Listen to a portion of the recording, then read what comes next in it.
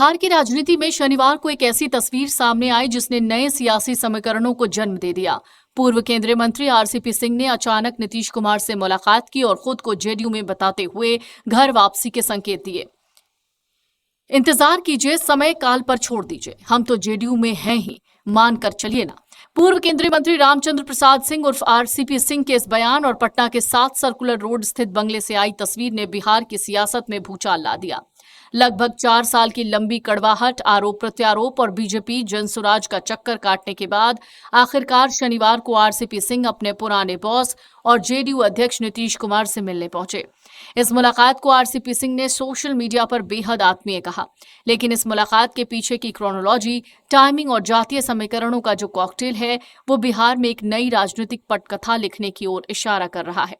बिहार की राजनीति को करीब से देखने वाले जानते हैं कि जेडीयू की असली ताकत उसका लव कुश वोट बैंक रहा है, लेकिन हालिया राजनीतिक घटनाक्रमों और बीजेपी द्वारा सम्राट चौधरी को आगे बढ़ाए जाने के बाद जेडीयू के भीतर एक अंडर करंट था। सम्राट चौधरी के मजबूत होने के बाद जेडीयू को यह डर सताने लगा कि उनका पारंपरिक गैर यादव ओबीसी विशेषकर कोयरी कुर्मी आधार खिसक सकता है।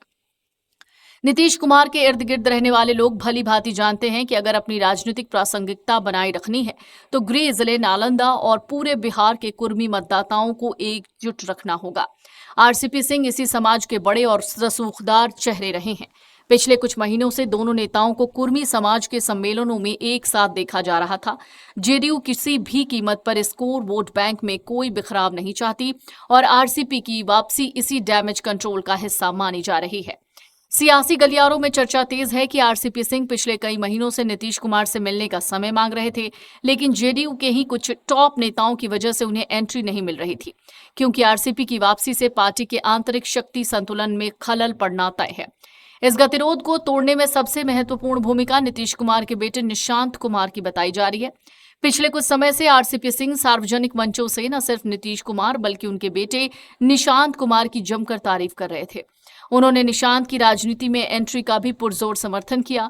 सूत्रों के मुताबिक निशांत कुमार और आरसीपी सिंह के बीच हुई अनौपचारिक बातचीत ने ही इस आत्मीय मुलाकात की जमीन तैयार की और आखिरकार शनिवार को नीतीश कुमार के आवास के दरवाजे आरसीपी के लिए खुल गए। भले ही आरसीपी सिंह इस मुलाकात को बेहद सफल बता रहे हों, लेकिन जेडीयू खेमे से आ रही खबरें कुछ और ही कह रही हैं।